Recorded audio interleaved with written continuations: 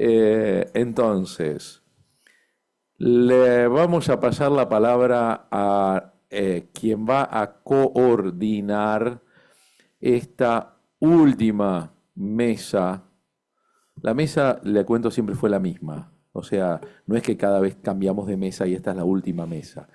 La mesa siempre fue la misma, pero se llama también mesa a el conjunto integrado por los seres humanos que en ella apoyan los codos. Entonces, para coordinar esta última mesa tenemos una presencia que ciertamente es un privilegio. Profesor Eddie, ¿Eddie es Eddie es Eduardo en Solo realidad? Eddie. Ah, es Eddie, perfecto. El profesor Eddie, aparte tiene una marca registrada. Eddie Chávez Huanca es una marca registrada ya. Sí. Es una franquicia. Es una franquicia. El profesor Eddie Chávez Huanca, desde el Perú, ha hecho y está haciendo tanto por la movida de cine, televisión y derecho, pero le ha sumado distintos ángulos. Ha agregado la temática de animes, eh, y lo hace con muchísima fuerza, lo hace con un espíritu muy andino, si usted me lo perdona, me lo permite, porque lo hace con una actitud simpática, una actitud siempre modesta y realmente está generando una movida muy buena, muy fructífera, muy importante. Y la verdad es que tenerlo acá, cuando Eddie me comentó que estaba físicamente viniendo a Santiago, me dio una alegría muy, muy grande. Por un lado porque me trae unas camisetas muy bonitas, pero aparte de eso también me interesa verlo y es un placer muy grande. De manera que creo que por ius propio te correspondía coordinar esta última mesa. Querido Eddie Chávez Huanca, tuya es la palabra. Muy buenas tardes. Muchas gracias, querido maestro Ricardo. Y como estamos en Santiago y el premio acá, perdón, y apremia el tiempo, mi agradecimiento y prolegómeno va a ser bastante breve. Agradezco a cada uno de los participantes, de los asistentes, de los jóvenes premiados, todos los que nos escuchan, los amigos que había conocido por internet, pero que ahora los conozco físicamente. Me da tanta alegría y tanta vitalidad. Muchas gracias por compartir este espacio. No voy a olvidar lo que hicimos ayer, la visión de este corto con Gabriel Osorio. Qué hermoso, en la noche lo volví a ver como 3 veces, sinceramente, y me quedo ahí, pero qué manera de hacer eso. Muchas gracias. Dicho ello, pasamos a lo que acontece. Estamos entrando a la sesión de clausura. eh, Después del pequeño almuerzo, llevamos adelante las actividades finales. Va a tener el uso de la palabra el señor Roberto Cabrera Suárez de la Universidad San Martín de Porres, Perú, con el título de su ponencia El Gran Apagón, un análisis de la conexión entre ficción, derecho y consecuencias sociales. Profesor Roberto, tiene 20 minutos y el uso de la palabra. Adelante. Muchas gracias, querido. Una vez más, saludar a cada uno de los presentes en este auditorio y también saludar a quienes todavía nos acompañan en la sala Zoom, agradecerles por su paciencia y por su aprecio. Bien, este evento se ha enmarcado en analizar las relaciones entre el cine, las series y el derecho, y en gran medida, pues esas interrelaciones se han vinculado desde una perspectiva muy audiovisual. ¿M? En esta ocasión, pues no va a ser visual el abordaje de la temática que planteo, porque aprovechando ese contexto de series, pues el trabajo que presento está vinculado a una audioserie. Y esa audioserie, pues, se titula El Gran Apagón, ¿no? El Gran Apagón es una audioserie que se empezó a desarrollar en formato de podcast y que fue dirigida por Ana Alonso con la realización técnica de Roberto Maján y el guión de José Pérez Ledo en España. Hay algo muy importante que tendríamos que tener en cuenta al momento de hacer un análisis respecto a esta audioserie. El título, de por sí, es bastante sugerente y ya nos adelanta de qué más o menos se trata el contexto narrativo. Y en efecto, imaginemos que un día pues se produce una tormenta solar, que dicho sea de paso, ya se nos está señalando hace bastante tiempo, y también se nos está señalando hace muchísimo tiempo que dicha tormenta solar podría, bueno, dejarnos incomunicados por un prolongado tiempo. Bueno, ese es concretamente el contexto argumentativo de esta audioserie.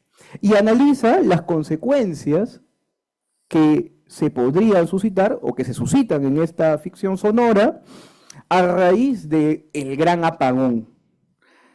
¿Cuándo ocurre el gran apagón de acuerdo al ámbito narrativo de esta audioserie? Voy a contarles un poco acerca de la trama.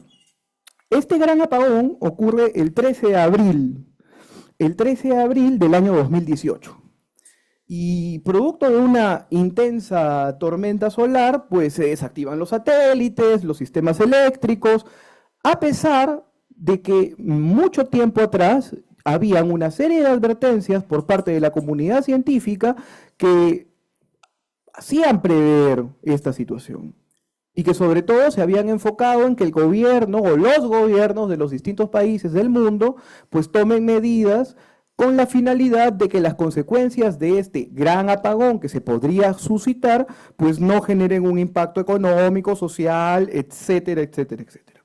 Sin embargo, qué curioso, así como pasa en la ficción, también sabemos que la realidad supera largamente la ficción, los gobiernos poco o nada hacen para abordar esta advertencia totalmente bien fundamentada. ¿Correcto?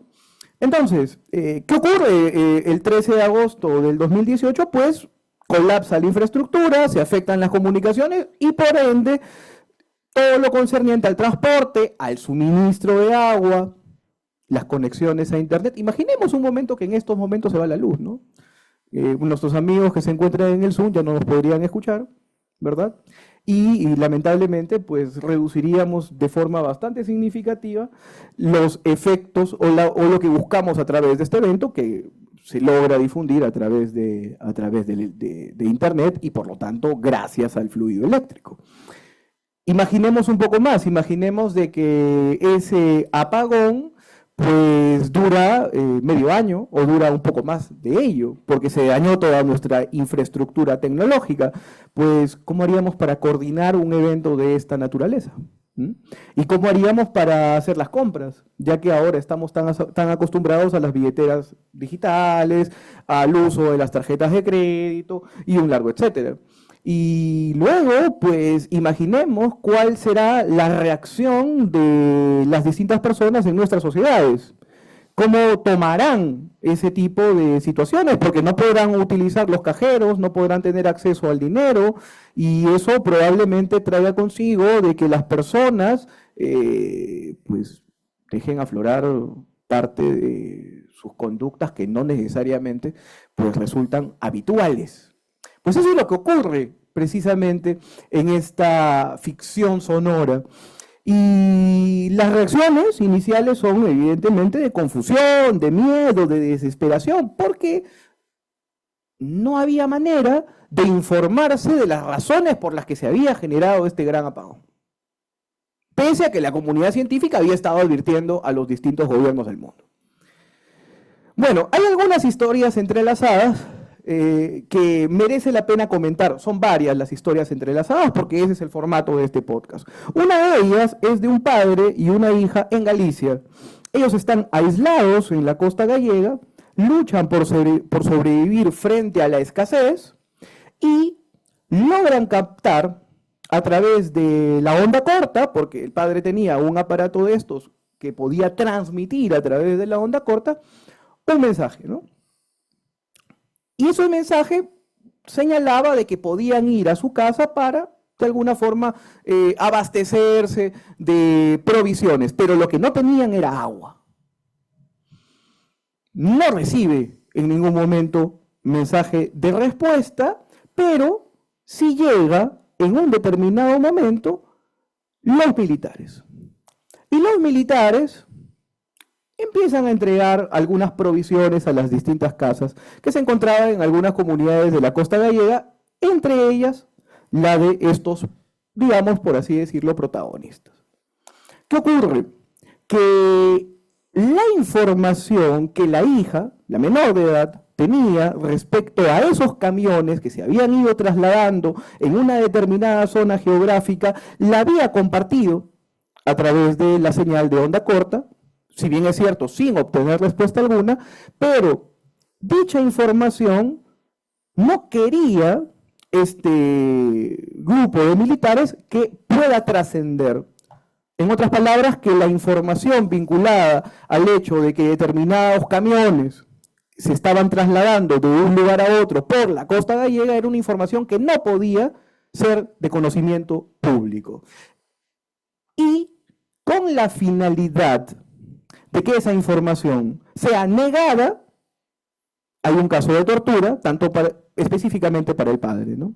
Y para que la niña niegue concretamente que había visto transitar esos vehículos. Luego retornaré a señalar las razones del porqué. Eduardo Bravo es un podcaster dentro de este podcast.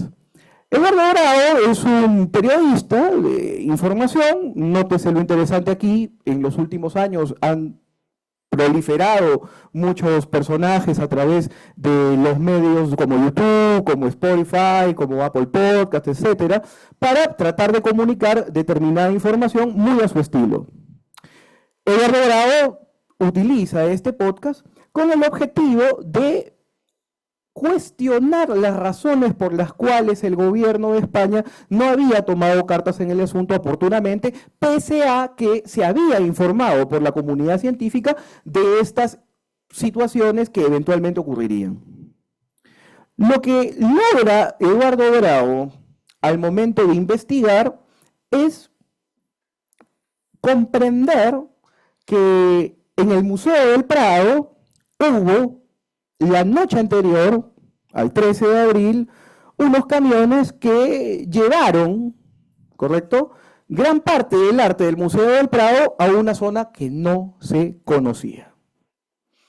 Luego retornaré a la historia de Eduardo Bravo. Hay una serie de motines en distintas cárceles de España y eso trae mucho más zozobra, eso trae mucho más desorden a nivel social.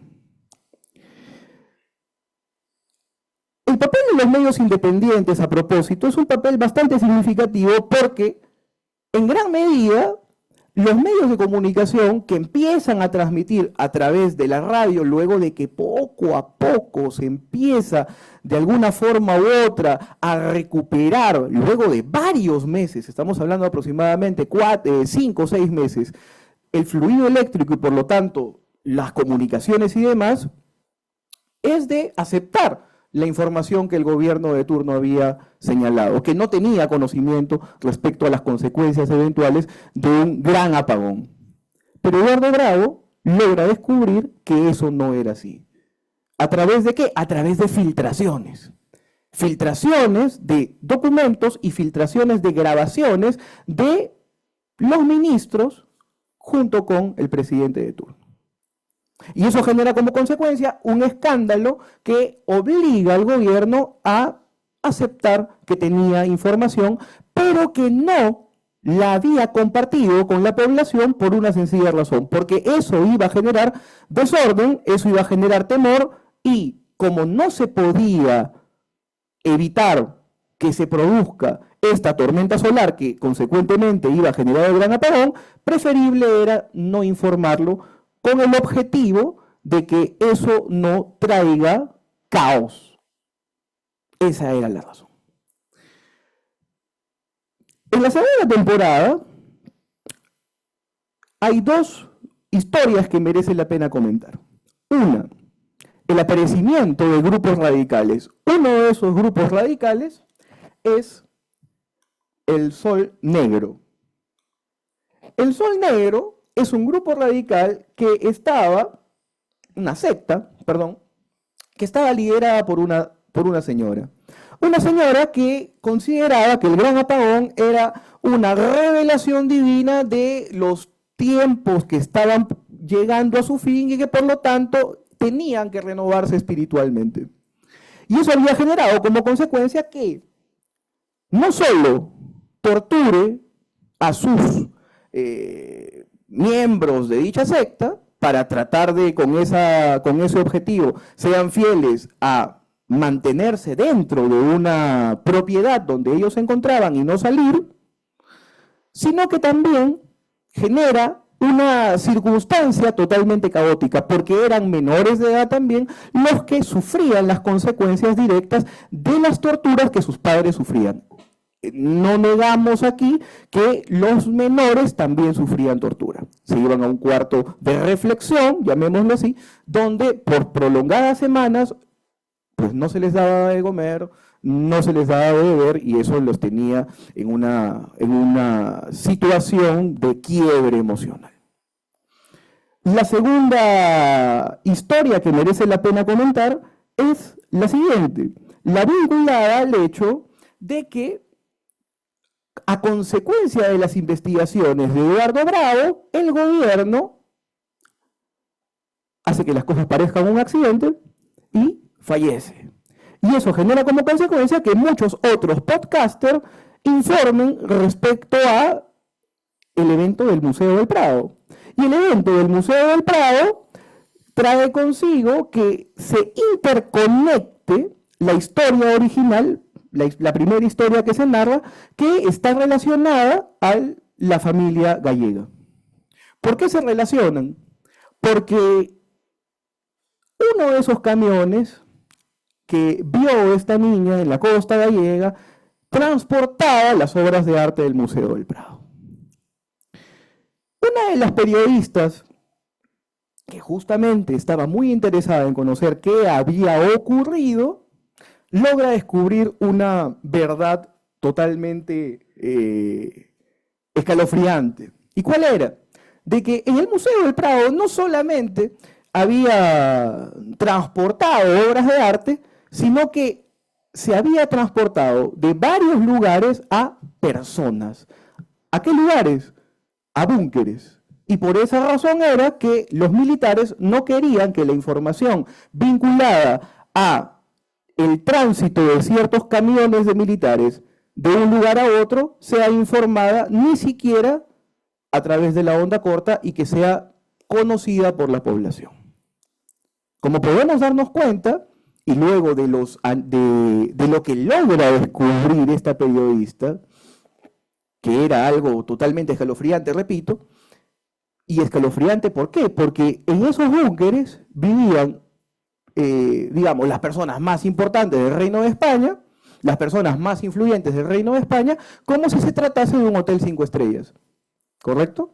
Entonces, toda esa situación, toda esa información trasciende al público, trasciende hacia la población en general y obviamente genera una serie de protestas, una serie de reclamos y la crítica al Estado por su, ya no se podría decir su inacción, sino que sí había accionado, pero no para proteger a la población, sino que había accionado para proteger a determinados intereses económicos y políticos que se centralizaban en un puñado de personas, en los búnkeres que estamos mencionando. Muy bien, entonces esas son las historias que yo creo que son las más relevantes dentro de esta ficción sonora. Comentaré algunos aspectos vinculados a el contexto artístico o estético. Primero, en cuanto al diseño sonoro, ¿no? El audio significativamente resulta ser un medio que nos ayuda a obtener una experiencia inmersiva. Y Eddie, que está presente, no me dejará mentir, y yo les comento como experiencia personal, en los últimos meses, y en realidad en el último año, pero con mayor énfasis en los últimos meses, yo ya no escucho muchas noticias que digamos, porque las noticias en el Perú son bastante tristes, en lo político, en lo económico y en lo social. Claro que eso no quiere decir que me deje informar, pero prefiero no, por un tema de salud mental, no hacerlo, y me pongo a escuchar podcast. ¿Y por qué lo hago? Porque en el tránsito de donde vivo hacia mi trabajo, pues el tráfico pues me hace demorar aproximadamente 1 hora 45 minutos. Regresar a mi casa lo mismo, entonces tengo mucho tiempo para escuchar ficciones sonoras. Lo cual genera como consecuencia que la experiencia en efecto sea mucho más inmersiva y puedo dar fe de ello. El sonido genera suspenso. Y la música incidental atmosférica, esas composiciones sutiles que acompañan determinados momentos clave, pues hace que nosotros, los radioescuchas, llamémosle así, ¿no? Seguramente recordarán las famosas radionovelas, ¿no? Pues nos sintamos dentro de la escena, ¿no? Nos sintamos realmente parte de lo que está ocurriendo. Y es más, imaginemos cómo son los rostros de los protagonistas, lo cual permite, de alguna forma u otra, que nos conectemos mucho más con la historia y reflexionemos mucho más acerca de la historia. Aparte de ello, esta estructura episódica interconectada, donde se presentan historias entrelazadas de diferentes personajes, nos hacen darnos cuenta que el panorama es muy amplio y que aborda distintos problemas desde distintas perspectivas y desde las distintas experiencias de cada uno de los personajes, generando un universo narrativo muy rico y bastante amplio. Además, esos cliffhangers, ¿no? Esos finales de episodio que generan como consecuencia que uno quiera continuar escuchando y escuchando, pues es obviamente un tema muy recurrente que genera como consecuencia la posibilidad de introducirse más en la historia. Ya que me quedan un par de minutos, voy a dejar... Puedes continuar. Ah, perfecto. Sí. Ok, entonces no me quedan un par de minutos, me quedan unos cuantos minutos más. Sí. Haremos que la experiencia sea más inmersiva. Entonces. Muy bien. Entonces, ¿cuáles vendrían a ser los impactos de esta ficción dentro del ámbito contextual social y luego también analizarlo desde una perspectiva jurídica? Primero, ¿cuán legítimo es que un gobierno oculte información supuestamente para priorizar la seguridad nacional? ¿Realmente es lo suficientemente legítimo? ¿O en realidad lo que genera como consecuencia es la privación de la información, de la data en favor de la población para que pueda tomar decisiones? Hay unos diálogos bastante interesantes entre varios podcasters de ese entonces, porque se unen varios podcasters para realizar nuevos programas a raíz de la muerte del primer podcaster que empezó a criticar al gobierno, que algunos están de acuerdo con que se haya ocultado información y otros no. Otros señalan, no es posible que se oculte la información porque yo tengo derecho a saber y en base a ese conocimiento tomar una decisión acerca de lo que deseo hacer de acuerdo a las circunstancias contextuales en las que me encuentre. Por otro lado, por seguridad pública se puede restringir, no digo vulnerar, restringir, reducir el núcleo esencial de un derecho fundamental. Y eso siempre tiene que estar vinculado a la decisión de un poder, ya sea el poder ejecutivo, ya sea el poder legislativo, ya sea el poder judicial. Eso es lo que hemos aceptado quienes estudiamos el derecho constitucional, pero ¿no será que siempre lo repetimos de una forma retórica, casi poética, hasta a veces lírica, pero que en realidad no nos conecta con lo que puede contextualmente ocurrir en una determinada situación? Por otro lado, en contexto de supervivencia, ¿no será necesario, si tanto queremos aún optar por la norma o la ley positiva como una supuesta solución para los problemas, cosa que no creo que todos coincidamos aquí. A mí me parece que la ley positiva no es para nada una solución, o al menos no es la solución si es que no se vincula de forma multidimensional y multifilosófica, podría llamarlo incluso, con otras experiencias. Sin embargo, a través de las normas, ¿no deberíamos también pensar en establecer, bueno, lo que en Chile sí entiendo que se ha desarrollado de una forma bastante significativa, un derecho de desastres? Que eso no ocurre en los distintos países, dicho sea de paso. A propósito de la pandemia, por ejemplo, ¿no? ¿Cuál es el rol del privado? ¿Cuál es el rol del privado frente a un desastre? Justificando que tiene un aprovechamiento del mercado finalmente y que obviamente eso le exigiría cumplir también con determinados deberes y no solo exigir derechos. Por otro lado, no solo en lo económico hay una afectación, sino que hay un cuestionamiento sobre la distribución justa de los recursos. ¿Por qué a determinados ciudadanos, en este caso, que pertenecen al Reino de España, se les da el privilegio de vivir en búnkeres por su conocimiento o por su condición económica o por su ejercicio político, y no al ciudadano de a pie? Y por otro lado, ¿hasta qué punto, porque también todas las obras de arte se logran proteger, pero hasta qué punto el arte o las obras de arte, al menos de carácter estético, ¿no?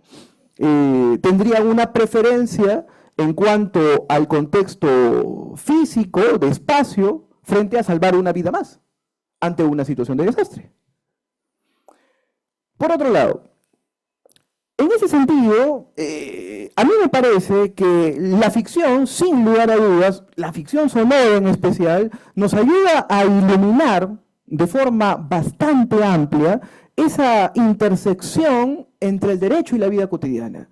Yo creo que la ficción sonora, pues, es un canal, es un medio que contribuye de una forma bastante impactante al momento de hacernos reflexionar acerca de las consecuencias de distintos aspectos. Muy bien, y finalmente yo quiero plantear preguntas una vez más a raíz de lo que he podido compartir con ustedes. ¿Y cuáles son las preguntas que me gustaría plantear? Primero, estas preguntas yo creo que podrían ser las siguientes. Y ya había señalado una: ¿es moralmente justificable que un gobierno oculte información crítica a la población para evitar el pánico? En situaciones de colapso social, ¿cómo pueden o cómo deben plantearse las normas y quién debe decidir sobre los cambios frente a un contexto en el que podría caerse en un autoritarismo? ¿Es ético priorizar la protección de bienes culturales sobre la seguridad de las personas? Otra pregunta más: ¿cómo tenemos que equilibrar el derecho a la libertad individual con las necesidades colectivas de supervivencia? ¿Cómo fijamos esos límites? Una pregunta más: ¿qué responsabilidades tienen determinados individuos, determinadas comunidades para prepararse ante desastres? ¿Y cómo es que esto se relaciona con el deber del Estado de proteger a sus ciudadanos? Y quizá la pregunta más compleja: en un mundo donde dependemos de la tecnología y nos hemos vuelto prácticamente esclavos de ella, ¿cómo redefinimos conceptos como humanidad, como sociedad, ante la pérdida de un momento a otro de estos avances? ¿Qué haríamos en estos momentos si al culminar esta ponencia pues se va la luz y no volvemos a tenerla pues de aquí a un año? ¿Qué haríamos? ¿Cuál sería nuestra acción concreta frente a ello? Y una última pregunta: ¿debería existir un marco legal internacional para regular la acción gubernamental en emergencias globales, que ordene concretamente cuáles son las obligaciones de los diferentes estados para evitar situaciones como algunas de las que acabo de narrar? Pues bueno, yo creo finalmente que una situación de esta naturaleza puede ocurrir, no estamos exentos de una circunstancia tan problemática y habrá que reflexionar sobre nuestro rol desde un asunto de carácter ético-moral y también en cómo hacer que el derecho pueda involucrarse con otras disciplinas de una forma multidisciplinaria, repito, para darle una prevención antes de solución, es decir, no apagar incendios, sino prevenirlos, y de esa manera salvaguardar las libertades y los derechos de todas y todos. Muchísimas gracias por vuestra atención. Muchas gracias, Roberto, por tu exposición. Acto seguido, una cuestión de orden, se encuentra con nosotros el profesor Pablo Cornejo. Por favor, lo invitamos a pasar acá a la palestra, eso en principio, y te vamos a pedir, por favor, que le cedamos el uso de la palabra acá a nuestro colega. De ahí continuarías tú, Pablo, por favor. Muy bien, te agradezco bastante. Bien, ahora vamos a presentar al profesor David Telequi Ayala, de Colombia, ¿no? Él va a exponer Ana Rosa, ¿no? Es un documental del año 2024, Las mujeres ante el poder psiquiátrico y la perspectiva de género en la Convención sobre los Derechos de las Personas con Discapacidad. Adelante, David, tienes el uso de la palabra. Por ahí está el aparatito. Ya se lo acaparó Cabrera, el acaparador. Buenas tardes. Primero, un saludo de agradecimiento al profesor Ricardo Rabinovich, la profesora Laura Gastrón, demás directivos de la Universidad de Chile y la Universidad de Buenos Aires, en general, amigos y colegas. La película que traigo hoy para comentar y analizar es un documental de producción colombo-francesa del año 2024, dirigido por Catalina Villar, que está actualmente presentándose en uno solo de los cinemas de Bogotá, que es la Cinemateca Distrital, y fue filmado en algunas locaciones como el Hospital Psiquiátrico Julio Manrique, la Academia de Medicina, la Casa Antigua Clínica Monserrate, el Archivo General de la Nación, Clínica Fundación Santa Fe en general. Y trata de la historia de una mujer silenciada, ocultada por su familia durante muchísimas décadas y encontrada finalmente por una nieta al esculcar en los papeles de su familia. A través de una tarjeta logra hacerse a una investigación tremenda, visitando y entrevistándose con los médicos, los directores de los hospitales donde posiblemente había estado su abuela, que es de esas historias que realmente nos llevan a nosotros a pensar esa relación peligrosa entre la sociedad, el poder psiquiátrico y las mujeres.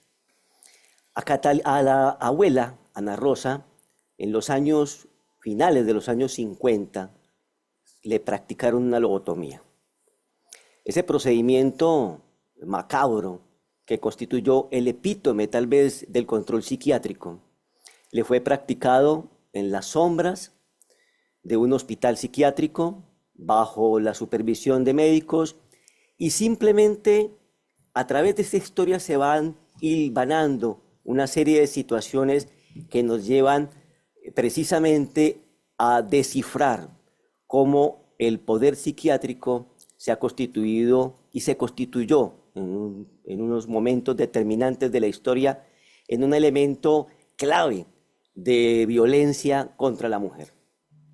Habría que decirlo que el contexto de la película son las décadas posteriores a la Segunda Guerra Mundial en Colombia, el avance en dicho momento de las ciencias psiquiátricas y médicas, y hablamos de un país, Colombia, que desde 1887 tenía un concordato con la Iglesia Católica, un país provincial, un país subdesarrollado por completo, donde Bogotá, incluso bien entrado los años 20 del siglo XX, no tenía alcantarillado, y obviamente problemas que hoy subsisten de violencia y de migraciones internas que ponen en el eje central de la discusión histórica ese papel de la mujer, ese rol que se le exigía fundamentalmente en una sociedad patriarcal, religiosa, sometida al fetichismo, y que indudablemente lleva a considerar que en vez de propiciar soluciones de carácter estructural y social frente a la problemática de la mujer, siempre se ha querido ir por el camino fácil de las certezas científicas. No es nuevo.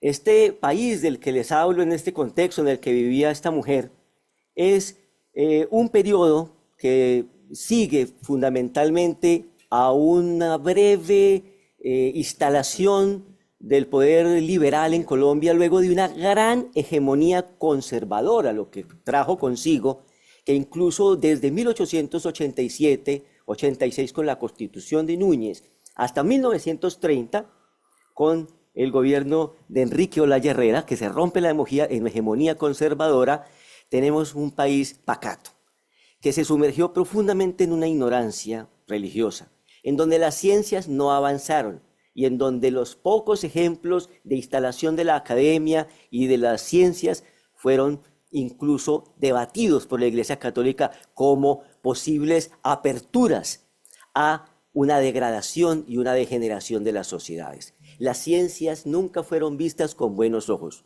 Pero en este caso encontramos una ciencia instrumentalizada. ¿Y que instrumentalizó a las mujeres? Precisamente para evitar soluciones de corte estructural, soluciones que van más allá de una medicina, soluciones que van más allá de los ámbitos de las certezas que ofrece la ciencia. Estamos hablando de que entre 1930 y 1960 en los Estados Unidos se realizaron más de 20.000 operaciones de lobotomía, que fue un procedimiento creado por un portugués en 1935 y que tuvo un auge increíble en los años 40. Específicamente, habría que decir, como lo he visto en muchos análisis históricos, que la lobotomía fue practicada en muchas mujeres y fue un procedimiento que se usó demasiado en las mujeres. Y hay un ejemplo de ello en una de las más importantes familias de los Estados Unidos, Rosemary Kennedy. Rosemary Kennedy fue lobotomizada porque parece ser que era una mujer rebelde, que era una mujer que no se acomodaba a los moldes y a los roles y a las estigmatizaciones que le demandan a la mujer un papel fundamental en la organización social. Esa expectativa del rol desde el Estado fundamentalmente se dirigía a ellas. La mujer debía ser madre, debía ser por ende juiciosa, no debía entregarse a los vicios, no podía habitar los mismos sitios de los hombres, si había restricciones incluso en las denominadas hechicerías, y la Iglesia y el Estado se preocupaban de que precisamente la degradación social podría venir de la postura rebelde de algunas mujeres.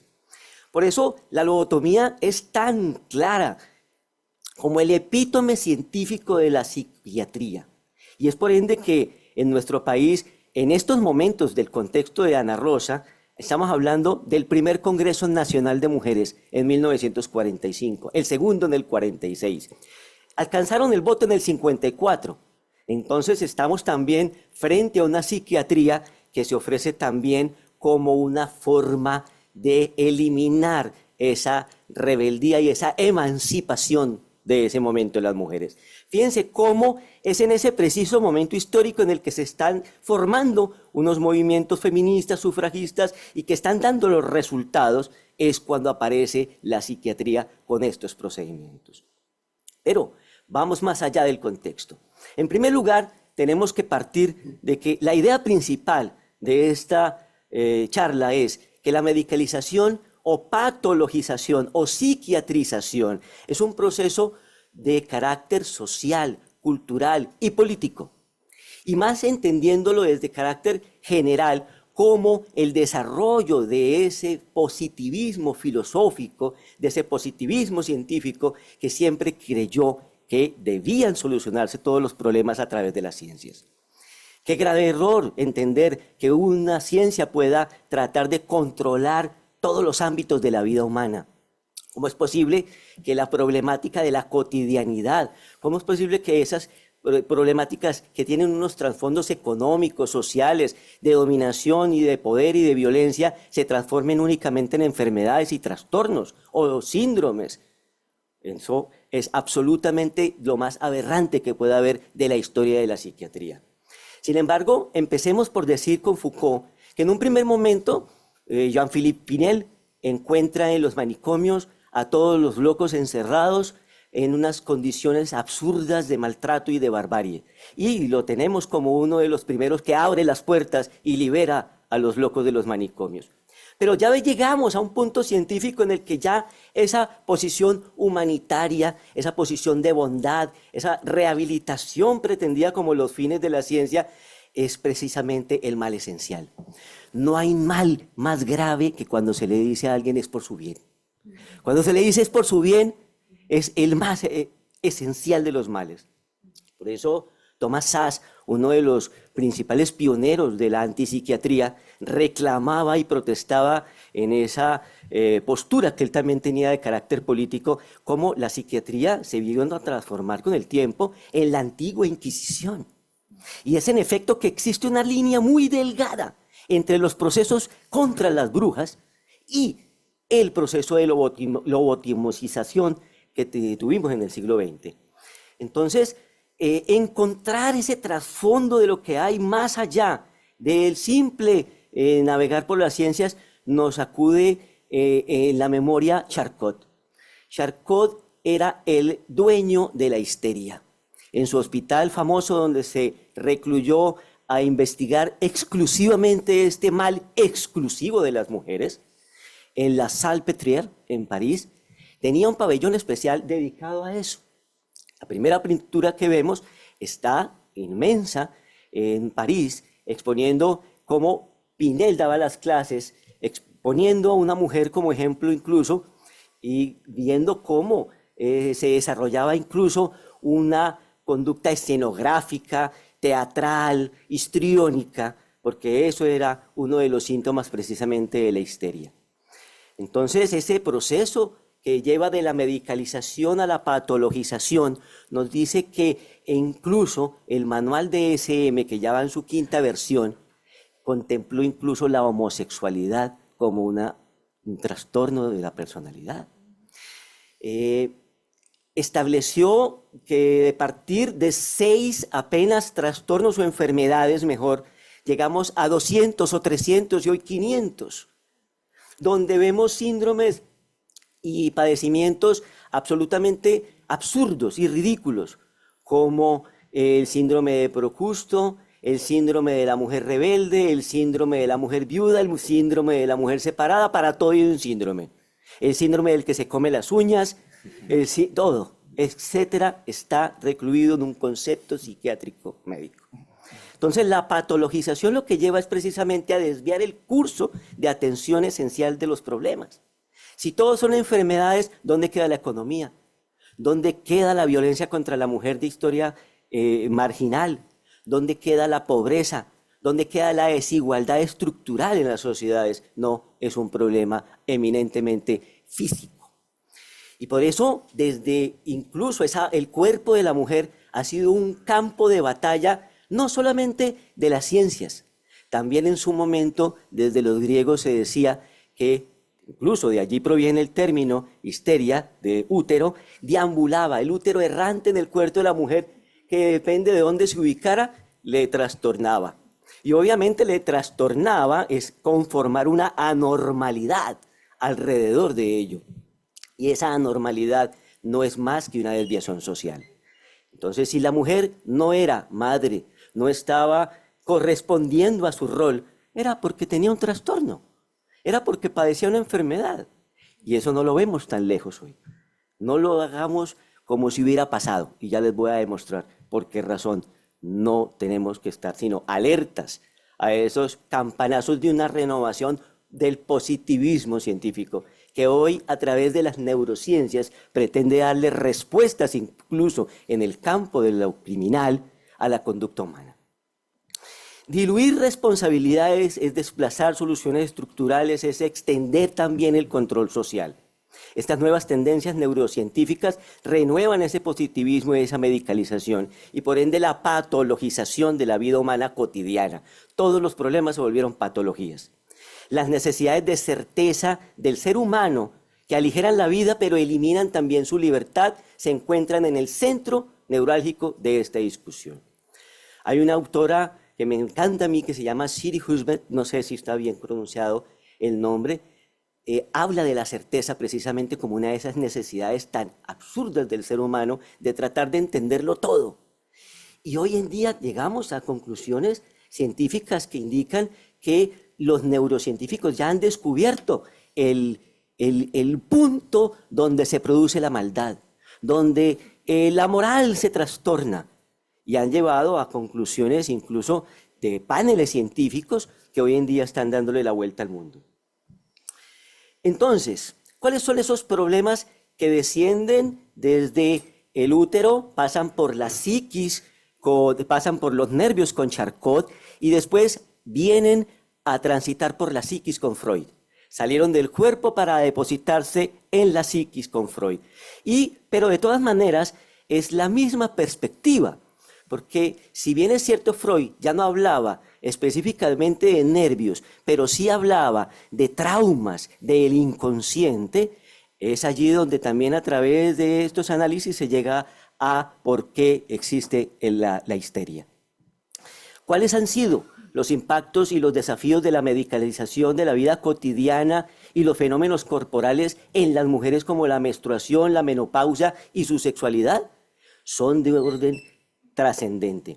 ¿Es válido formularse cuál ha sido ese proceso histórico en las mujeres? ¿De qué formas se ha expresado el poder psiquiátrico sobre las mujeres? ¿Cuáles han sido las formas de control, gestión y apropiación del cuerpo de las mujeres desde que inició el proceso de medicalización y hoy de patologización? ¿La ciencia ha mentido sobre las mujeres? ¿Cómo ha afectado el concepto y la vida de las mujeres esta medicalización y farmacologización de hoy a través de la depresión? ¿Cómo es que contra esa violencia inveterada y estructural contra las mujeres a través de los años se ha agregado el aparato de la psiquiatría y sus instituciones y aliados en vez de servir a solucionar su problemática? ¿Han perpetuado y hasta creado estigmas y arquetipos o roles de conducta en la mujer? ¿Cuál es el papel de la psiquiatría en la construcción de esos roles y en demandarle cumplimiento de las mujeres? ¿Cómo es que esa relación entre las demandas sociales de un rol y la psiquiatría o la medicina? ¿Cómo está relacionado ese control psiquiátrico con la subvaloración de la mujer, su capacidad jurídica, su personalidad y sus luchas emancipadoras? La relación es fundamental. El refuerzo que se hace a través de la psiquiatría del mantener esos roles precisamente se dio en esta mujer, Ana Rosa.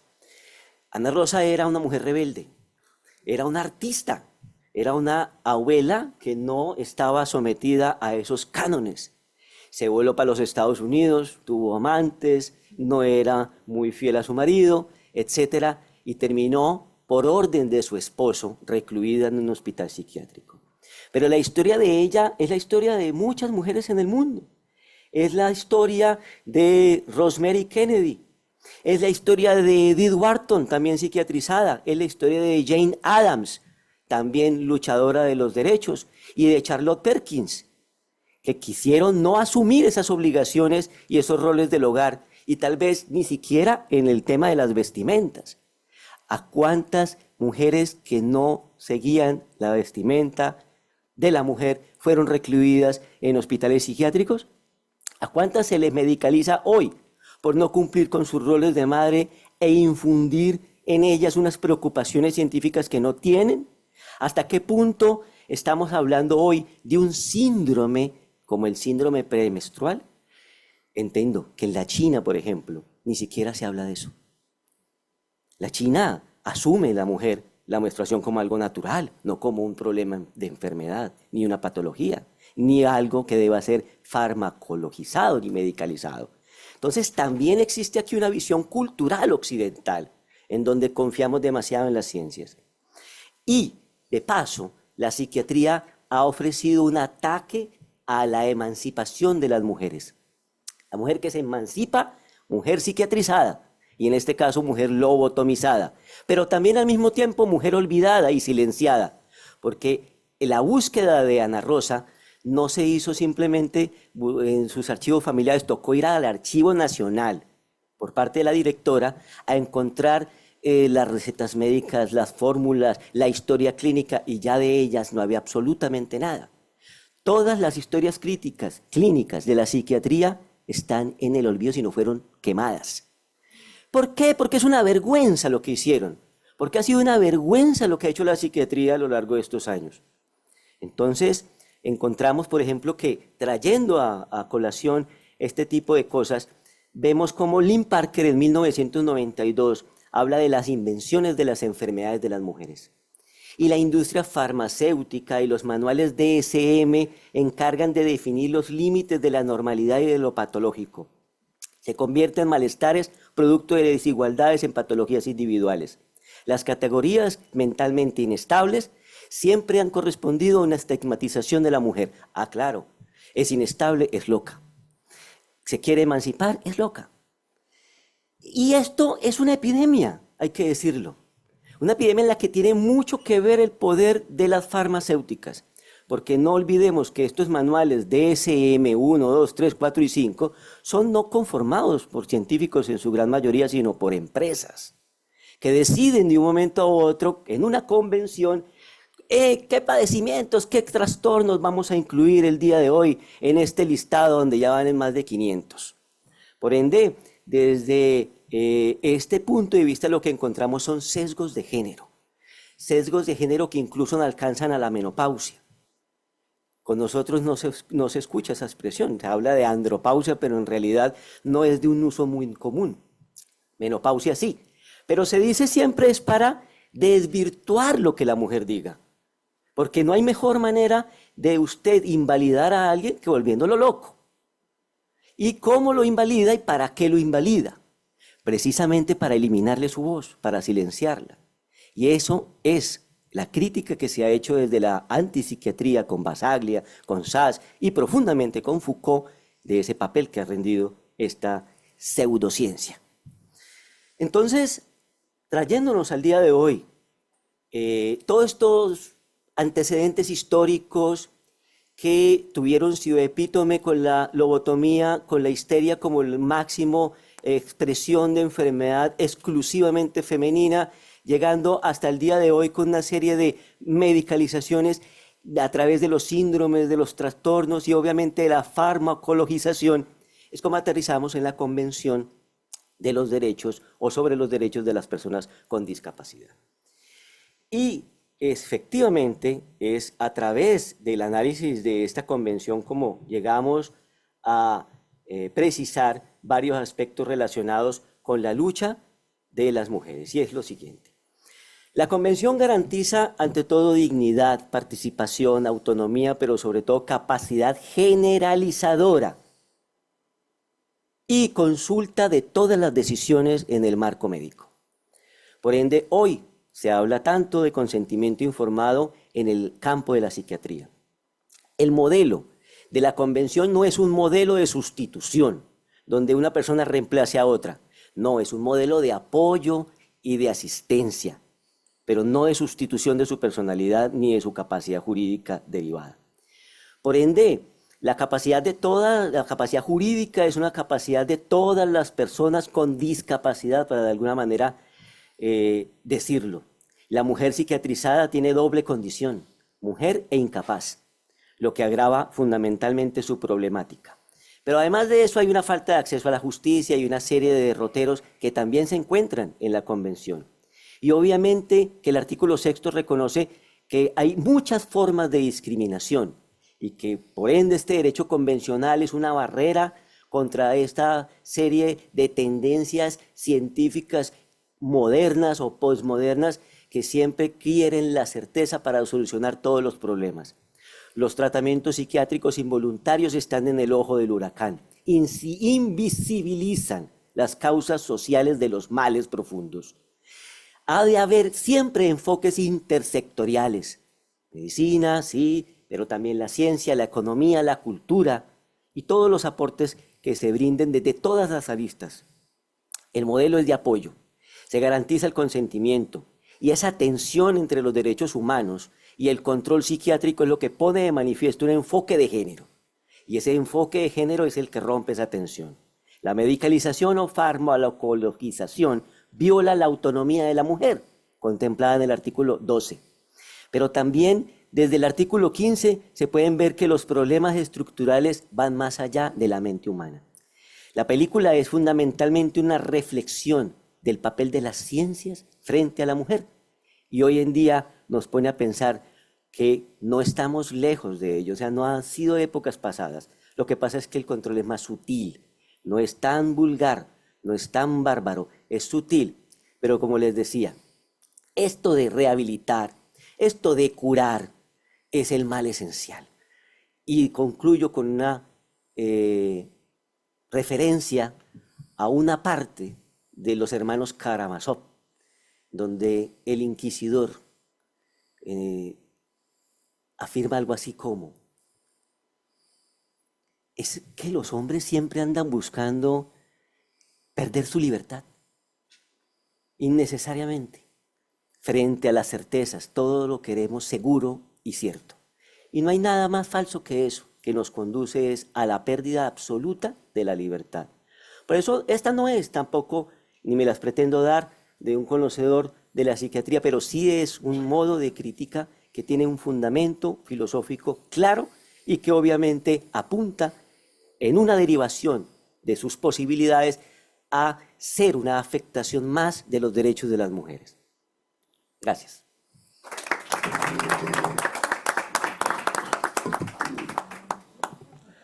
Muchas gracias, profesor Telequi.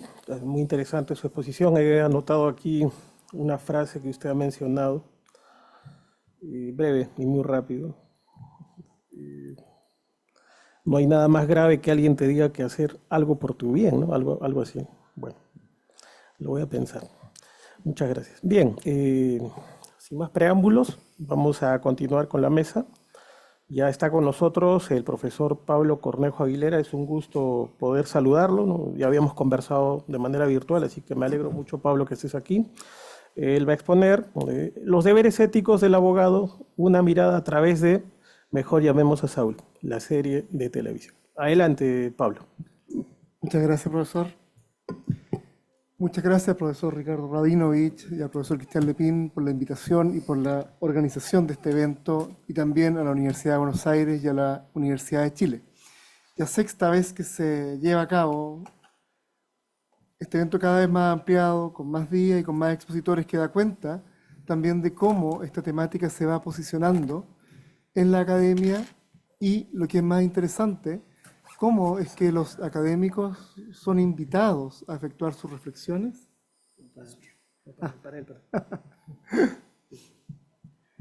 Cómo es que los académicos son invitados a compartir las reflexiones que efectúan acerca del poder. Ya tuvimos dos buenos ejemplos de formas de mirada del poder, las limitaciones del poder público, el poder psiquiátrico y cómo es tratado esto por la sociedad, a partir de estos ejemplos, en series, en películas, que nos acercan desde una perspectiva empática. Básicamente, si es que uno toma la idea original que estaba en el texto de Catherine MacKinnon en Justicia Poética, incluso cuando se planteaba la conversación acerca del texto de Charles Dickens, cuando se decía, mira, en realidad tenemos que beneficiarnos de los avances de la sociedad que llevan a que hoy solamente tantas familias tengan niños muertos, y que la reflexión que tenía la persona más inocente, un niño, era: ¿qué sientes tú acerca de esto? Bueno, que no me gustaría formar parte de aquellas familias cuyos niños mueren todavía. Que al final de cuentas, al momento de reflejarnos estas situaciones de historia, al momento de aproximarnos a partir de lo visual, a partir de otras formas de experiencia estética, estas situaciones lo que hacen es motivar reflexiones de carácter moral, motivar reflexiones de carácter ético en situaciones que, desde la perspectiva más abstracta del problema legal, muchas veces no somos capaces de poder dimensionar con toda su sutileza. Muchas veces incluso porque la propia manera en la cual estamos acostumbrados a razonar los problemas tiende a prescindir de estos elementos que son relevantes desde una perspectiva del razonamiento tópico, pero que en nuestra pretensión de neutralidad al momento de abordar el conflicto, en nuestra pretensión de imparcialidad, no les damos un lugar relevante. Dicho lo anterior, creo que sería innecesario efectuar muchas precisiones acerca de la serie en la cual baso mi comentario. En particular porque creo que debe ser de las grandes series de abogados de los últimos 20 años. Y no solo por su gran fotografía, no solo porque incluso verla más allá de la comprensión de las tramas, en ocasiones es una experiencia estética en sí. Cómo contrasta la visión del desierto, el vacío que se va presentando, frente a las experiencias de vida de los personajes, y cómo en este medio se van insertando todas estas tramas de degradación y de redención en cierta manera también, de venganza, de rencor y de amor también. Más allá de eso, porque es una serie que se muestra desde lo humano, por supuesto. Los cuatro principales protagonistas son en cierta forma caricaturas, son en cierta forma arquetipos de ciertas miradas que se puede tener acerca de qué es lo que debe ser el abogado, acerca de cuál es la función que le corresponde desarrollar. Pero ellos se insertan en un medio que es muy real, en un medio que no es el de los grandes rascacielos que se nos muestran en Suits, o el de las negociaciones críticas que se van afrontando con resultados millonarios, o el de la resolución del caso día a día, a partir de este diálogo que se da entre la investigación y la presentación de la evidencia entre los tribunales, como ocurre especialmente en todas estas largas sagas de la ley en orden, sino que va más hacia más hacia la personalidad de las figuras que se nos presentan, y a partir de ahí nos va mostrando desafíos que se experimentan por la profesión del abogado. ¿Qué es lo que el abogado hace? ¿De qué manera lo hace? ¿Y cómo resuelve cada uno de estos problemas? Por supuesto, todo eso en un contexto donde uno además puede ver que quizás la historia más importante, puede haber dos historias muy importantes. Por una, la rivalidad entre hermanos. Chuck, el hermano virtuoso, pero que al mismo tiempo termina cayendo preso de sus propias debilidades. El genio, que no puede escapar de su propia mente y que nunca termina de perdonar a su hermano menor por algo tan ajeno como por el hecho que sus padres le hayan tenido más cariño a él o le hayan expresado ese cariño de una manera más visible a través del perdón. Y por otra, lo que a mi juicio es la gran relación que sustenta toda la dinámica de la historia, que es una historia romántica, pero una historia romántica entre dos personas ya mayores, entre dos personas de 40 años, como son por una parte Jimmy y Kim. Una relación que, más que estar fundada en una expresión de amor del día a día, nos demuestra personas que logran comprenderse y logran formar una cierta complicidad, aun cuando en determinados momentos no lleguen a confiar en sí mismos. Quizás dándose una confianza más allá de eso, una confianza de, por más que tú me engañes en esto, yo confío, puedo llegar a pensar en que el engaño que estás haciendo, en realidad lo que busca es de alguna manera beneficiarlo. Y es una situación que es bien llamativa desde el punto de vista de cómo es que se estructuran estas dinámicas de relación. Ahora, si uno comienza a poner el foco en el protagonista, o en los protagonistas, Jimmy y Kim, se va a encontrar con que, en cierta forma, son historias que tienen orígenes en comunes y se van desarrollando en paralelo, y que expresan muchas veces visiones contrapuestas acerca de la misma situación. Ambos formaban parte de equipos paralegales de importantes estudios. Ambos tuvieron que estudiar en universidades por correspondencia. En cierta forma, ambos terminaron haciéndose a sí mismos y tratando de ganar un nombre, una reputación en el medio, a partir de lo que ellos ven son sus mayores virtudes. La diferencia está precisamente en dónde es que ellos posicionan sus virtudes iniciales y cómo a partir de esas virtudes iniciales logran armar su dinámica. ¿Por qué? En el caso de Kim, cuando se muestran las historias de los flashbacks de su vida pasada, mostraban la relación compleja que tenía con la madre, donde prácticamente tuvo que abandonar el hogar materno después de que ella la instrumentalizaba para la comisión de delitos. Y en cierta forma, toda la construcción de su vida lo que hizo fue tratar de encauzar su propia experiencia hacia aquellos cánones que son más deseados socialmente, hacia lo que se podría esperar de un buen abogado, de un abogado diligente y de una buena persona.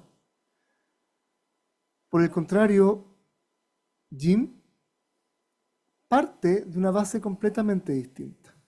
Jim es el hijo que engaña al padre al momento de sacarle plata de la caja registradora. Jim disfrutaba cometiendo pequeñas estafas a personas que conocía en bares. Y a partir de ahí, él termina identificándose, uno podría decir incluso narrativamente, con un trickster, con un engañador, con una persona que va dando curso a la historia, con una persona, con un personaje que, más allá de lo correcto o incorrecto, se posiciona en un plano donde lo que les interesa es no aburrirse. Es bien llamativo. Es bien llamativo. ¿Por qué? Porque en varias ocasiones dentro de la historia, Jimmy tiene la posibilidad de, se podría decir, encauzar su vida.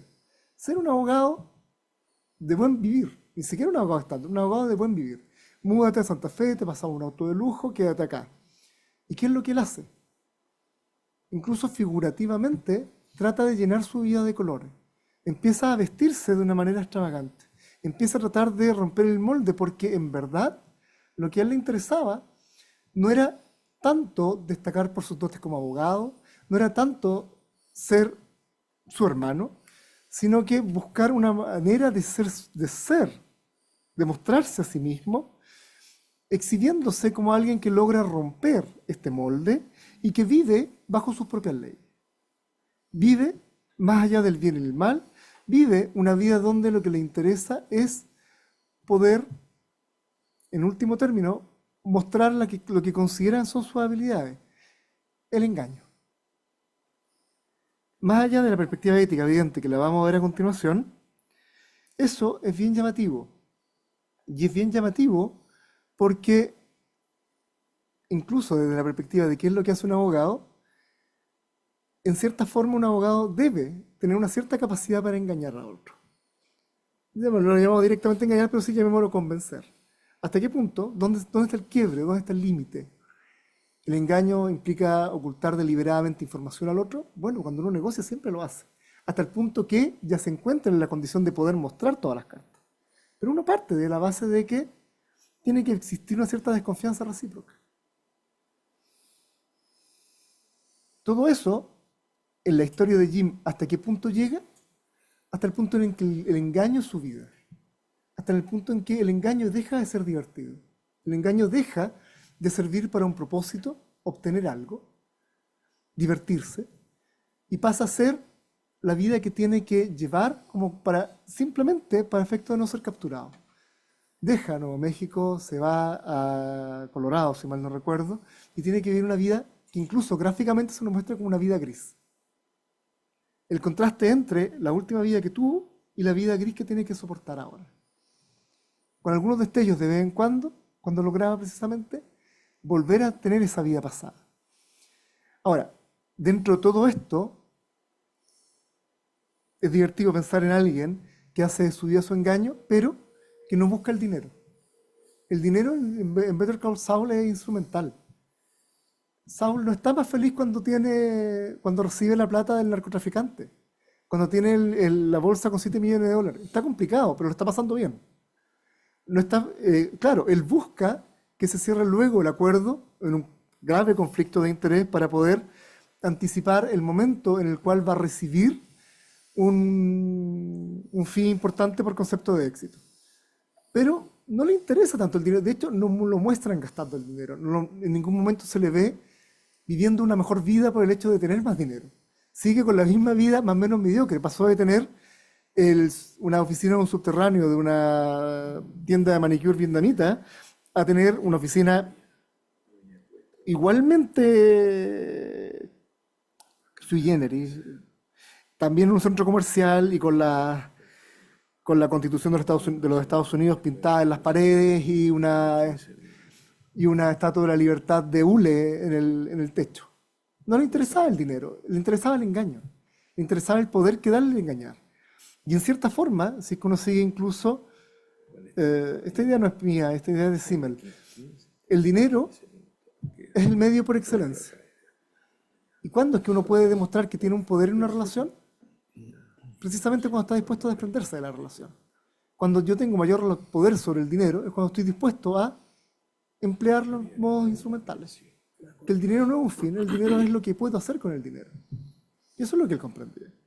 Bueno, evidentemente, en el contexto de esta serie, se da el contraste con la vida de Kim, la abogada correcta, la abogada de esfuerzo, la abogada que de alguna manera trataba de llegar a hacerse un nombre sobre la base de su trabajo y que en ciertos episodios, que a mi juicio son de los más notables de la serie, lo obtenía. Pero lo obtenía precisamente con esfuerzo. Necesitaba cliente, no colocaba un anuncio de televisión de carácter melodramático llamando a las emociones de los potenciales clientes, sino que comenzaba a desgastarse y estaba días llamando personas para poder encontrar algún nicho donde ir, tener reuniones. Básicamente algo que cualquier abogado independiente en alguna oportunidad le tocaba hacer. Ahora, en el contexto que les estoy exponiendo, en el contexto de una serie legal donde están involucrados aspectos personales de sus protagonistas, es evidente que se van dando conflictos éticos. Y de hecho, la serie uno podría identificarla a partir de una serie de conflictos que se dan. Y uno, a propósito de eso, dentro de la serie puede encontrar problemas que van desde ya derechamente delitos, falsificación de instrumento privado, dádiva personal del tribunal para efectos de obtener reagendamientos, problemas éticos relacionados con la publicidad de los abogados, qué es lo que puedo mostrar, cómo es que puedo formarme en mi cartera de clientes, problemas éticos relacionados con negociación incompatible, problemas éticos relacionados con, al final, conflicto de intereses al momento de no buscar el cierre mejor para mi cliente, sino que buscar aquel que más me beneficia en lo inmediato. Son muchas las situaciones que se plantean y muchas de ellas son muy evidentes. De hecho, uno podría emplear la serie para efectos de mostrar el conflicto en términos súper gráficos. Y de hecho, hay un spin-off del spin-off, una serie corta que se llama Ethics with Kim Wexler, donde lo que hacen precisamente ir identificando aquellas situaciones que es por vía de gráfica que uno podía ver en la serie donde había conflicto de interés. Ahora, más allá de todo eso, hay dos puntos en los que me interesa detenerme brevemente. Y que a mi juicio pueden ser los problemas más complejos que una visora, que pueden resultar más discutibles. Es obvio, es evidente que Saul Goodman era un personaje, Saul Goodman de todas maneras, Jim McGill comprendía las reglas y en cierta forma jugaba con ellas. Ya cuando termina transformándose en Saul Goodman, era una persona absolutamente inmoral. Pero lo llamativo es que él actuaba con la conciencia de que estaba actuando incorrectamente y les daba lo mismo. ¿Cuál es el punto que resulta un poco más complejo desde la perspectiva del análisis ético de las situaciones? Jim McGill, si había algo que en último término lo motivaba, era el amor que tenía por Kim. Y estaba dispuesto, llegado el momento, a sacrificarse. Estaba dispuesto ciertamente a cometer delitos por ella y estaba también dispuesto a sacrificarse para poder salvarla a ella. Pero, para que haya debido llegar a salvarla, de alguna manera tenía que involucrarla dentro de estos juegos. Y ahí, el problema que se plantea es, desde la perspectiva de personas que se conciben desde una perspectiva autónoma. Cada uno es un tomador de decisiones independientes. ¿Hasta qué punto puedo extender las incorrecciones del actuar de uno de ellos hacia el otro para efectos de hacer juicio ético a la conducta? Y esto puede tener dos dimensiones distintas.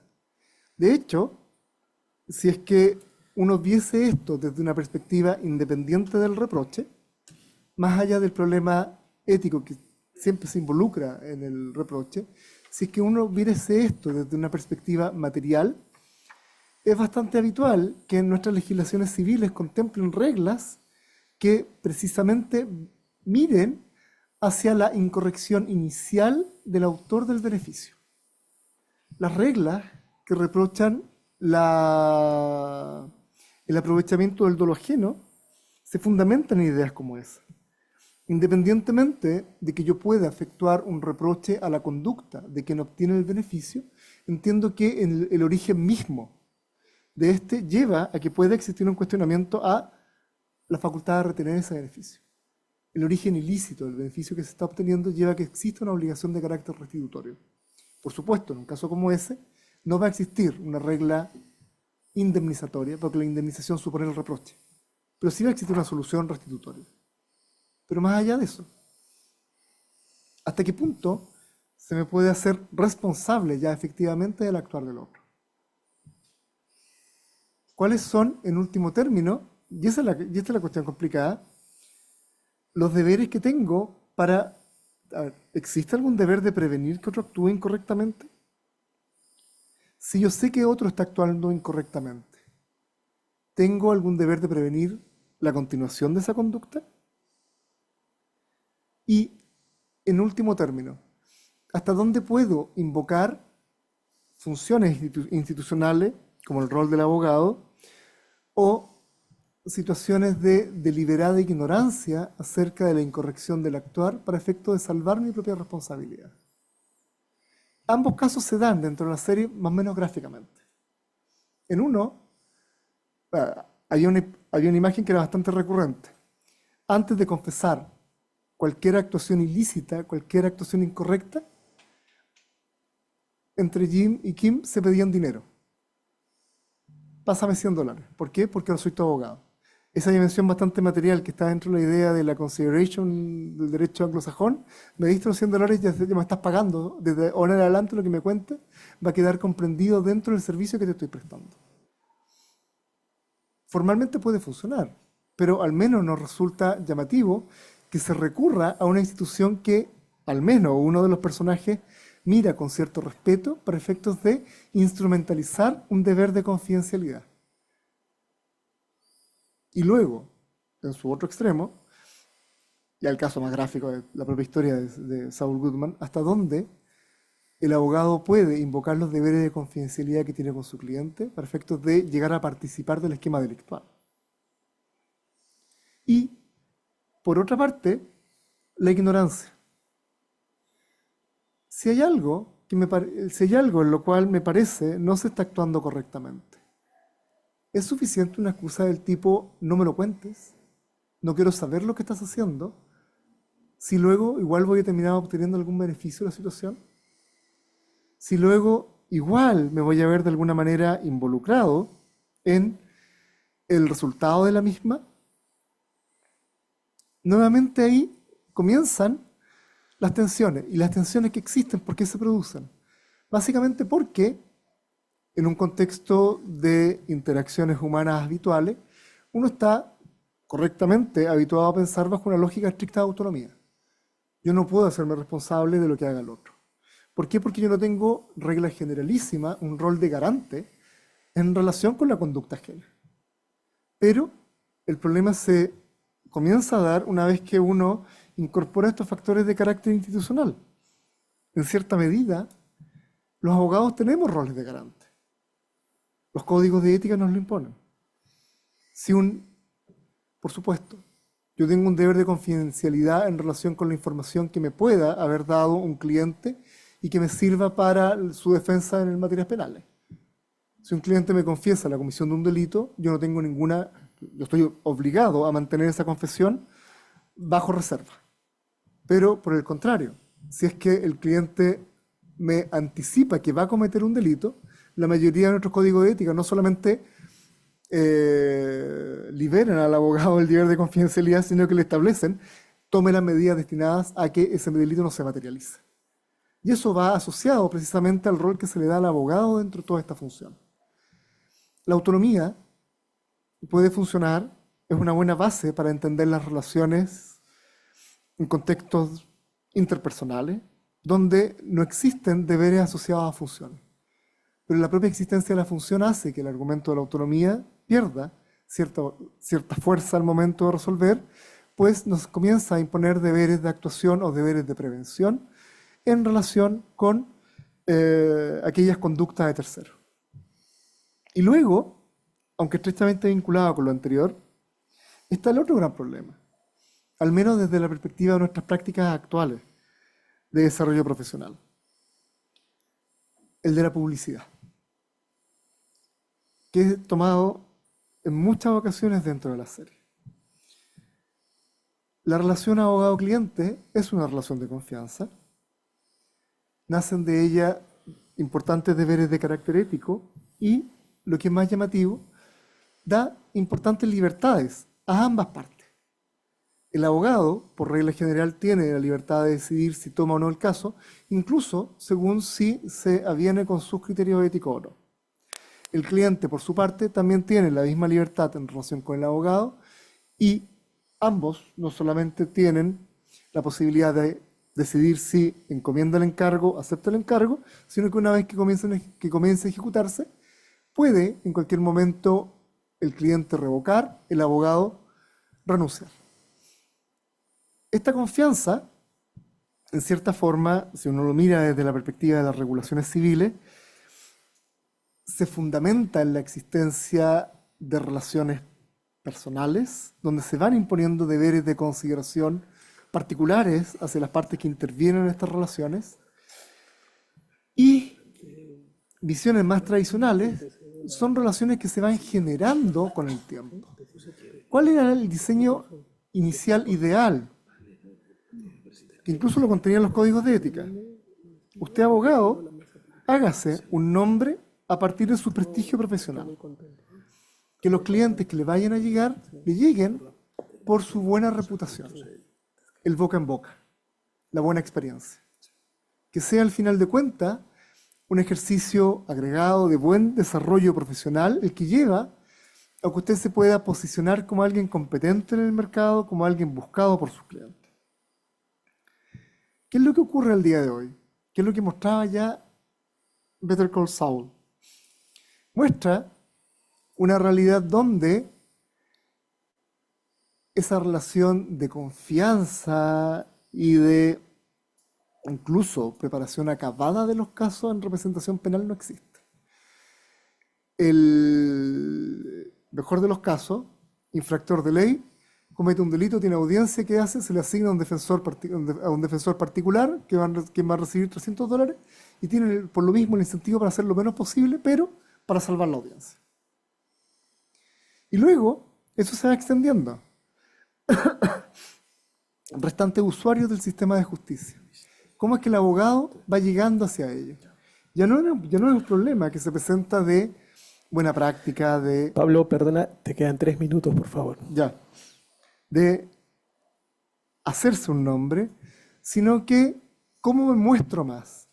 Distribuir cerillos con mi imagen, exhibir comerciales de carácter melodramático para poder llamar la atención de los clientes. Esto, que nos podría parecer caricaturesco, es algo que se está empezando a ver cada vez más en las prácticas profesionales de nuestro país. Basta con que cualquier persona camine cerca de los tribunales de familia para que le entreguen un flyer con divorcio de 100.000 pesos. Basta con que uno tome un auto y vaya a Viña del Mar para que vea las gigantografías de defensa de deudores, le solucionamos su problema de insolvencia. ¿Es esa la forma en la cual queremos ver la profesión hacia el futuro? Y esto juega para los dos lados. Por una parte, uno puede pensar, sí, esto ya es una realidad, y siendo una realidad está bien que se intervenga para efectos por lo menos de que la publicidad que se proporcione no sea una publicidad engañosa. ¿Por qué? Porque existe todavía este defecto de información en perjuicio del cliente, porque el cliente no se encuentra en una posición desde la cual pueda deliberar libremente acerca de la necesidad del servicio legal, ni de comprender completamente los alcances del servicio que se le está ofreciendo. La asimetría de información hace que la publicidad sea un mal medio. Y bajo esa lógica no puede justificar la dictación de una circular como la del CERNAC. Los servicios legales quedan comprendidos dentro de los servicios regulados por la ley del consumidor. Pero por otra parte, bueno, ¿vamos a aceptar esto y simplemente regularlo? ¿O en realidad es un tema que debería formar parte de o deberíamos volver a un esquema más antiguo y en realidad pensar esto de una perspectiva disciplinaria? ¿Por qué está mal, en último término, legitimar, como lo hace, entiendo, hace el CERNAC, la publicidad en términos legales? Entiendo que está mal porque, por más que busque el establecimiento de reglas, en último término lo que termina por hacer es meter la prestación de servicios legales ya dentro de una lógica puramente de mercado. Y el problema es que hasta el momento hemos visto las relaciones entre proveedor y cliente, pero más adelante esto perfectamente se puede extender hacia otros ámbitos. Esta publicidad que hacen los abogados, el hecho de que se envíen, por ejemplo, correo electrónico, ¿no sería una cierta forma también de competencia desleal? Si es que uno lo piensa de una lógica marcadamente de mercado, podría terminar con intervención de tribunales en casos como ese. Por eso, siguiendo este ejemplo, lo que yo propongo, la solución hacia la cual yo apunto, es que en realidad el tema tiene que volver hacia lo ético. En realidad no es correcto que usted haga publicidad en estos términos. Dignifiquemos la profesión, evitemos caer en problemas como los que mostraba Better Call Saul. Gracias.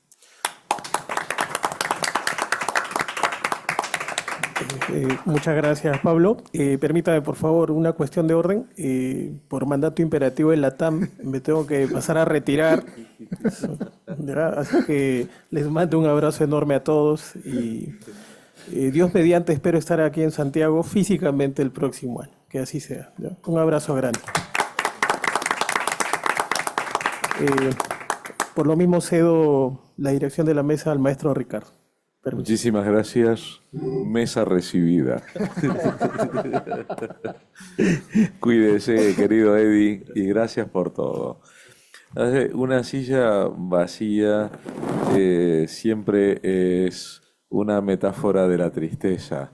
Entonces le voy a pedir a la señorita Marisol Rodríguez que por favor me haga la gentileza de ocupar este lugar. Aparte, así tenemos una presencia femenina en una mesa tan impúdicamente masculina. Venga, siéntese.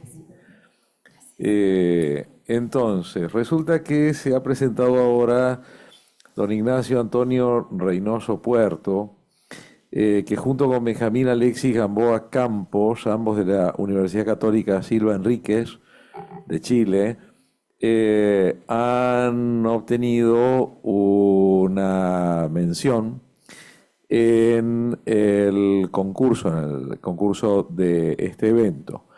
En consecuencia, le vamos a dar la bienvenida a don Benjamín y le vamos a dar 15 minutos a Ignacio, perdón, a Benjamín no ha venido.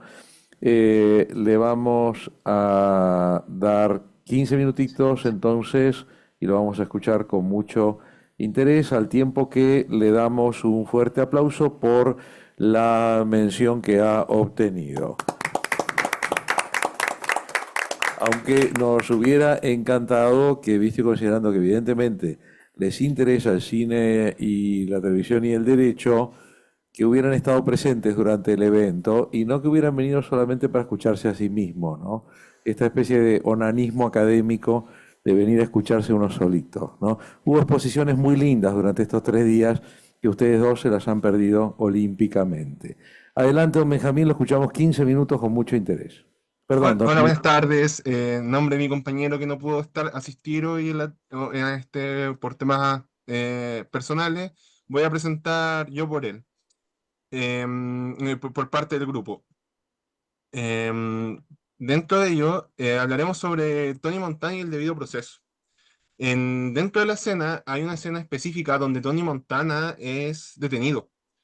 Em, Siendo así, que al ser detenido, él se le involucran o violan ciertos derechos fundamentales en el cual hoy en día tenemos contemplado la Constitución en el artículo 19, número 3. ¿Por qué? Porque lo discriminan por el hecho de ser cubano. Vuelva a compartir, Ignacio, por favor. Ya, perfecto.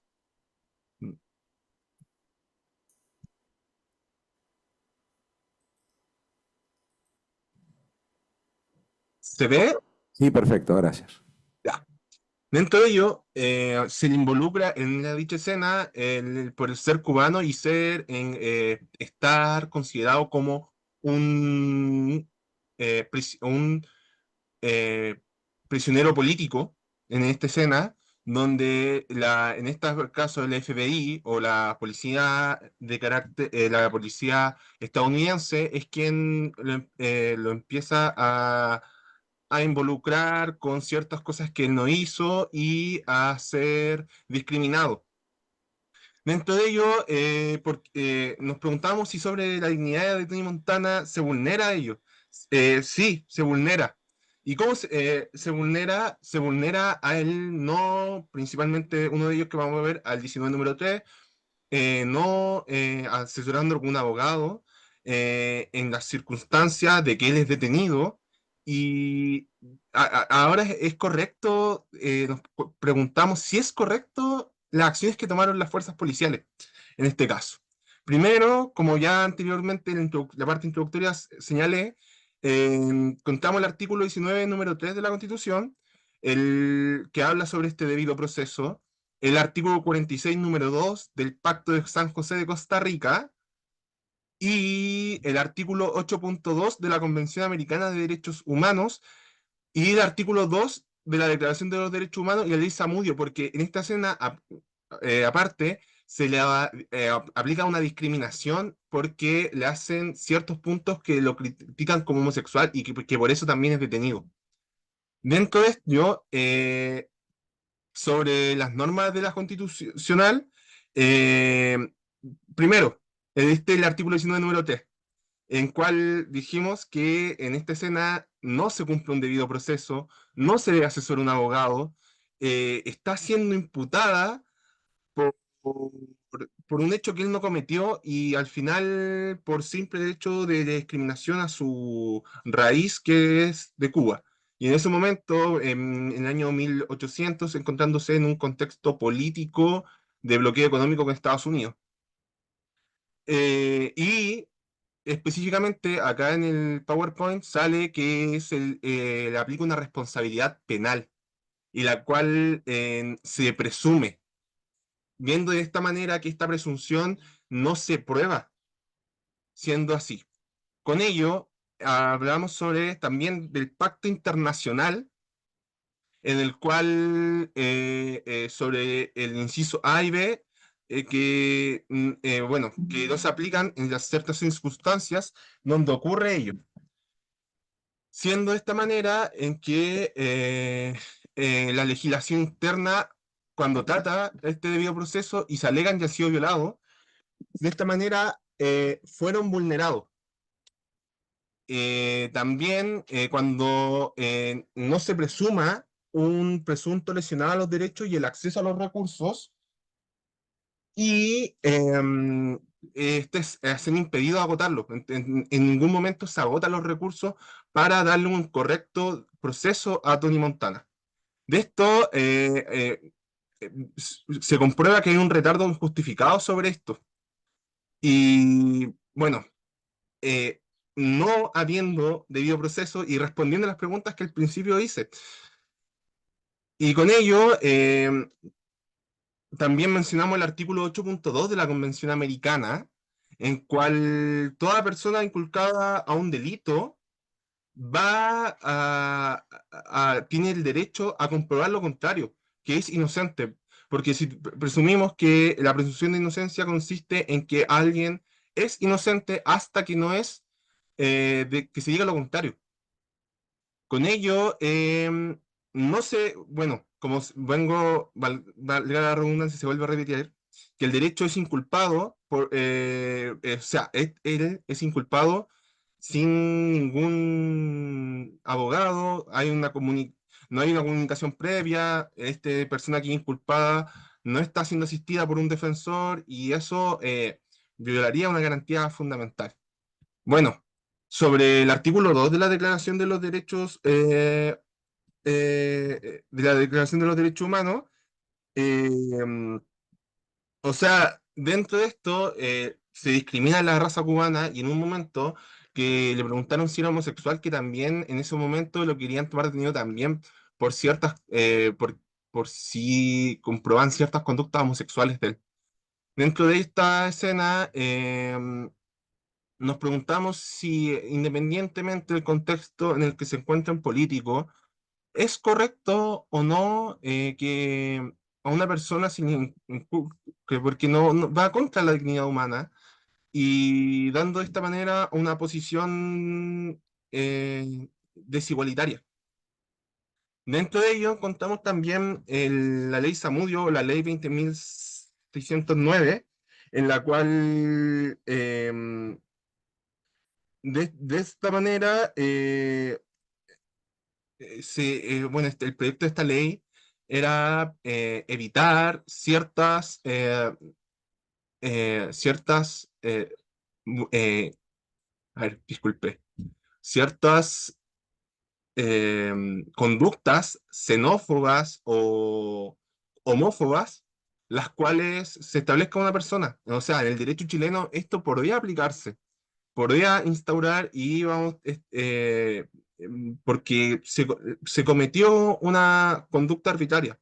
Para concluir, una breve conclusión, sí hay una vulneración, sí se producen ciertas vulneraciones a los derechos fundamentales de Tony Montana, aplicándolo en sí desde el vista del derecho internacional hasta el derecho nacional que tenemos hoy en día. Y siendo de esta manera, se comprueba que ninguna persona, por el hecho de ser persona, debe ser discriminado ni por una asociación política, ni inclusive hoy en día homófoba, ni agregando una situación en la cual él se encontraba en una situación política, siguiendo como Estado, independientemente el Estado, Estados Unidos, al encontrarse en un proceso de bloqueo económico contra Cuba, ciertas limitaciones que hoy en día todavía continúan, eh, no debiera realizarse ninguna discriminación a ello. Eso, muchas gracias.